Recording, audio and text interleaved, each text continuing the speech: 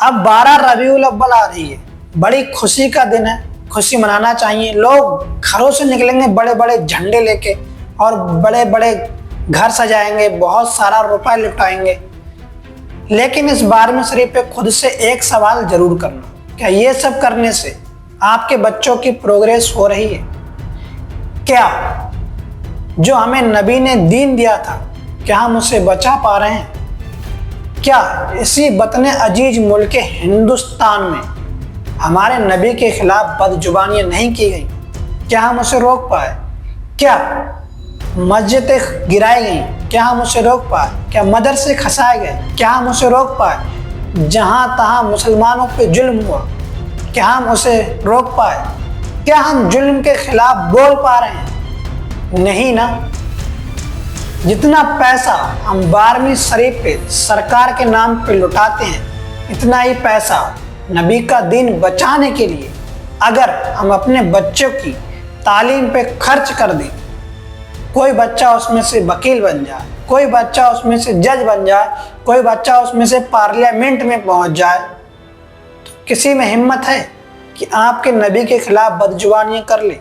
जालिमों ने हमारे नबी के खिलाफ बदजुबानियाँ की और हम उनकी इज्जत रिसालत के लिए जब निकले सड़कों पे तो क्या हुआ? पूरी दुनिया ने देखा कि हमें जेलों में डाल दिया गया। मौलाना तौकीर रजा ने किसी का मर्डर नहीं किया था, ताज़ा मिसाल है ये। सड़क पे निकले थे किस लिए? कि मेरे नबी के खिलाफ कोई बोले ना। लेकिन सड़क पे निकलने से, जज्बात में आने से कोई काम नहीं बनने वाला है। जज्बात से नहीं, अकल से काम लो। जिस जगह कानून बनते हैं वहाँ तो आप हो ही नहीं। अगर पार्लियामेंट में आप 40% ही होते तो सरकार की आंखों में आंखें डाल के कह सकते थे कि मेरे नबी के खिलाफ कोई बदजुबानी नहीं करेगा, और आपको न पुलिस पकड़ती न कुछ नहीं होता अगर पार्लियामेंट में आप ये सवाल उठाते। लेकिन मसला क्या है, हम उस जगह हैं ही नहीं। आज कोई भी हमारे नबी के खिलाफ बदजुबानी कर देता है और हम सर पकड़ के बैठ जाते हैं। इन लोगों को कोई तो हवा दे रहा है, वरना इनमें इतनी हिम्मत नहीं है कि हमारे नबी के खिलाफ बोलें।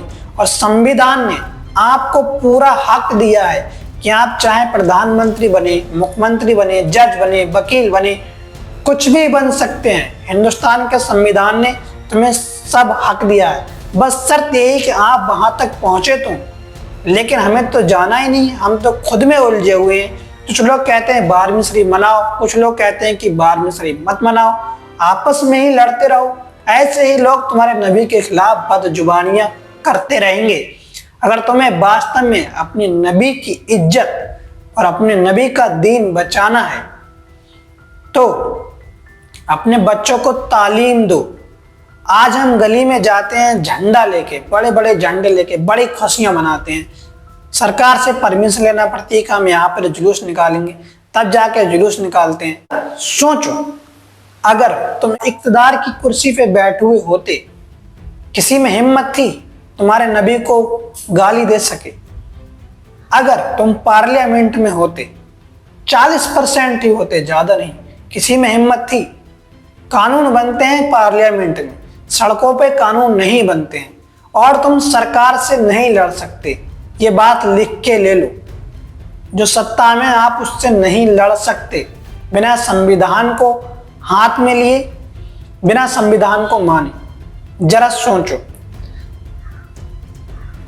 अगर तुम में से ही कोई बच्चा जो आज जुलूस मोहम्मदी में घूम रहा है, आपने चंदा करके उसे इतना काबिल बना दिया कि वो संविधान को मानता, कुरान को जानता, लोगों के साथ इंसाफ करता और लाल किले पे खड़े होकर तिरंगा फहराता और कहता 15 अगस्त के साथ साथ आपको नबी की यौम विलादत की मुबारकबाद। कैसा लगता आप?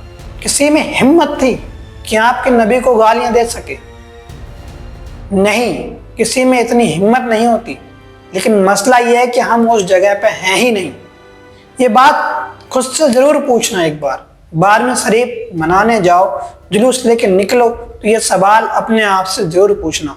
और हर मुसलमान के पास ये वीडियो शेयर कर दो ताकि वो जज्बात में आके नहीं बल्कि अकल से काम ले।